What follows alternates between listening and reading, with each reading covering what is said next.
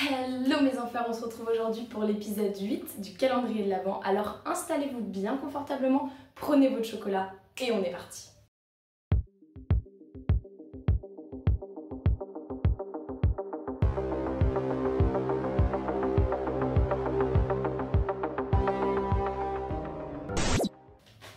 Aujourd'hui, 8 décembre, je vous parle de Robert Thompson et John Venables. C'est une affaire qui a choqué l'Angleterre en 1993. En effet, ces deux enfants de 10 ans ont enlevé et tué un petit garçon de 2 ans. Le 12 février 1993, John Venables et Robert Thompson font l'école buissonnière. En fait, ils ont l'habitude de sécher les cours, c'est juste que cette fois-ci, ils se décident d'errer dans le nouveau centre commercial Strand à Bottle et ils vont voler une bombe de peinture bleue, des figurines de trolls et des piles. Ok, mais en fait, c'est qui ces deux-là? Les deux garçons sont nés en 1982. Robert Thompson a grandi avec un père alcoolique et il a très souvent été violé pendant son enfance. De son côté, John Venables a grandi avec ses parents, mais ces derniers ont divorcé. Donc il était un petit peu entre son père et sa mère. Venables a grandi avec le sentiment d'être rejeté. En plus de ça, il souffrait de moqueries à l'école car son frère avait un bec de lièvre et lui avait un strabisme. Et donc quand Thompson et Venables se sont rencontrés, ils étaient tous les deux rejetés des autres enfants. Donc ils sont devenus amis et mutuellement, ils se sont un peu beaucoup entraînés vers le bas en devenant de vrais brutes. Revenons-en au centre commercial. Les deux enfants de 10 ans sont dans le centre commercial et là, ils ne savent pas trop comment s'occuper. Ils commencent à s'amuser avec les escalators, mais ils se font très vite expulser du centre commercial. Et donc, ils se décident de trouver une nouvelle occupation. Selon John, c'est Robert qui propose d'enlever un enfant et de le pousser dans la rue pour provoquer un accident. Le problème, c'est que Thompson et Venables se rejettent mutuellement la faute, donc on ne sait pas vraiment qui a eu cette brillante idée d'enlever et de tuer un enfant. James Bulger, un enfant de 2 ans, est avec sa mère Denise quand cette dernière se décide à aller chez le boucher à 15h40 pour acheter des côtelettes d'agneau. Son fils, qui a 2 ans, ne tient pas vraiment en place, donc il bouge dans le magasin et il reste à côté de la porte qui est ouverte. Et c'est à ce moment-là que Venables et Thompson vont en profiter pour approcher l'enfant, pour lui parler. Et de fil en aiguille, ils le prennent par la main et ils le sortent du magasin et ils l'emmènent avec lui. Lorsque sa mère a fini de commander ses côtelettes d'agneau, il est 15h42 et elle se rend compte que son enfant a disparu. Les garçons ainsi que James Bulger marchent environ 4 km, ce qui est beaucoup pour des enfants, et malgré le fait que le petit pleure et appelle sa mère, il continue et il s'arrête à côté d'un canal entre Leeds et Liverpool.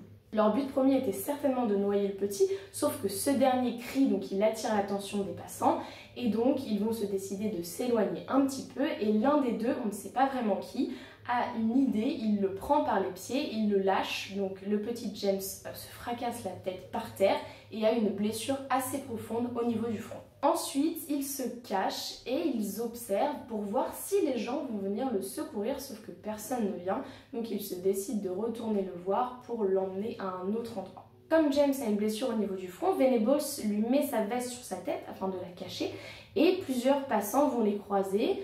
Mais à aucun moment ils vont se douter de quoi que ce soit puisqu'ils vont les considérer comme leurs frères et leurs frères qui leur accompagnent à la maison. Après, il y a eu d'autres témoignages, notamment un motard qui dira qu'il a vu les deux enfants forcer le petit à avancer et aussi d'autres personnes, un petit peu moins probables je pense, qui auraient vu l'un des deux garçons de 10 ans lui tirer un coup de feu au niveau des reins pour que le petit James avance plus vite.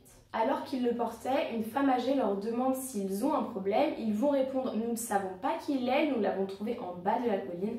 En fait, ils vont feindre de ne pas le connaître et de juste vouloir le secourir. Donc cette femme veut bien faire, elle leur indique le poste de police et elle est assez surprise quand elle les voit se diriger dans la direction opposé au poste de police. Les deux garçons ainsi que le petit James vont s'arrêter dans plusieurs magasins, notamment dans une animalerie, et le gérant dira qu'ils avaient un comportement assez bizarre. Puis ils se rendent sur une voie ferrée près de la gare désaffectée de Walton and Enfield. Il est 17h30 lorsqu'ils arrivent, le soleil est en train de se coucher. À leur droite, il y a le poste de police, à leur gauche, il y a la maison de Thompson. Ils vont faire un détour afin de ne pas passer devant le poste de police et se rendre sur les rails. Ils aspergent le petit James avec la bombe de peinture bleue qu'ils avaient volée, ils le déshabillent et ils le frappent avec tout ce qu'ils trouvent, donc des briques et aussi une barre en fer de 10 kg. Ils placent ensuite les piles volées dans la bouche de l'enfant, allongent l'enfant sur les rails, recouvrent sa tête de pierre et s'en vont. À ce jour, on n'a pas vraiment d'explication concernant les piles dans la bouche de l'enfant. Quelque temps après, le passage d'un train coupe le corps du petit James Bulger en deux. Et 2 jours plus tard, le 14 février, le corps est retrouvé. Un médecin légiste dira cependant que le petit James était déjà mort avant le passage du train. Lors de l'autopsie, il a été révélé que le garçon de 2 ans souffrait de pas moins de 10 fractures crâniennes et pendant toute leur marche, les 2 enfants ont rencontré 38 personnes. Les 2 enfants sont confondus par les caméras de surveillance du centre commercial qui les montrent en train de regarder les enfants passer. Ils cherchaient probablement leur cible.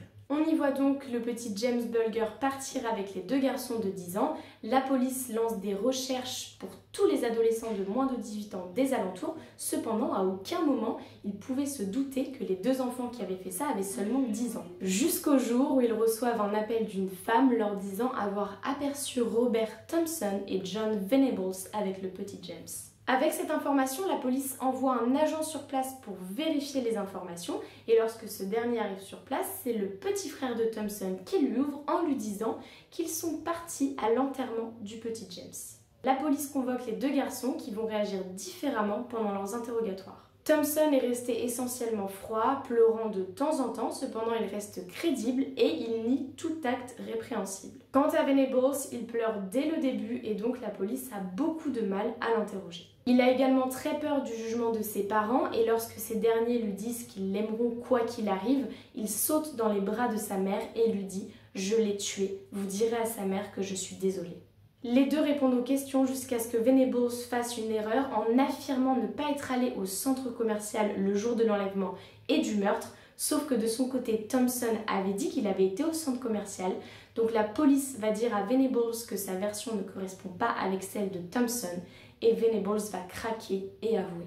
Ils sont donc arrêtés le 22 février et placés en garde à vue. Les tests médico-légaux ont prouvé que la peinture bleue qui se trouvait sur les vêtements des 2 garçons correspondait à celle retrouvée sur le cadavre et le sang retrouvé sur la chaussure de Thompson correspond à l'ADN du petit James. 5000 personnes manifestent devant le tribunal lors de la première apparition des 2 garçons et les familles des 2 garçons sont obligées de se déplacer sous des faux noms car ils reçoivent de nombreuses menaces de mort. Le 24 novembre 1993, les 2 garçons sont reconnus coupables par la Cour suprême de Preston.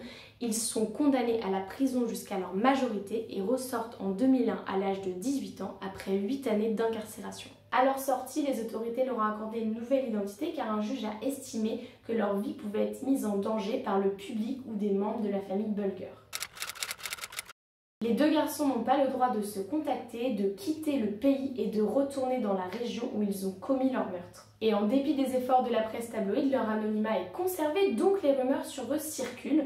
Thompson serait homosexuel et vivrait avec son compagnon, et Venables aurait été tué il y a 2 ans lors d'une bagarre. Au moment de leur libération, le gouvernement se serait félicité de leur progrès car Venables aurait passé l'équivalent du bac et selon les psychiatres, il aurait reconnu l'horreur de son crime. En 2010, Venables serait coupé de 2 ans de prison après un procès où il aurait plaidé coupable pour possession d'images pornographiques infantiles. Et seul le juge aurait pu le voir via vidéoconférence car son anonymat était toujours préservé. En 2017, il est de nouveau inculpé pour possession d'images pornographiques infantiles. Apparemment, il en avait 57 sur son ordinateur. Et comme les gens n'étaient pas trop au courant de pourquoi il avait été inculpé, la rumeur est partie de plus belle. On dira que c'est un lourd consommateur de cocaïne et d'ecstasy ou encore qu'il avait été arrêté après une violente bagarre avec un collègue de travail. Le père de James Bulger, Ralph, espère qu'il n'a pas tué un autre enfant et sa mère Denise continue à dire qu'il est là où il devrait être, derrière les barreaux. Dans le documentaire James Bulger de New Revelations, Thompson a dit « J'ai parfaitement conscience d'être devenu une personne meilleure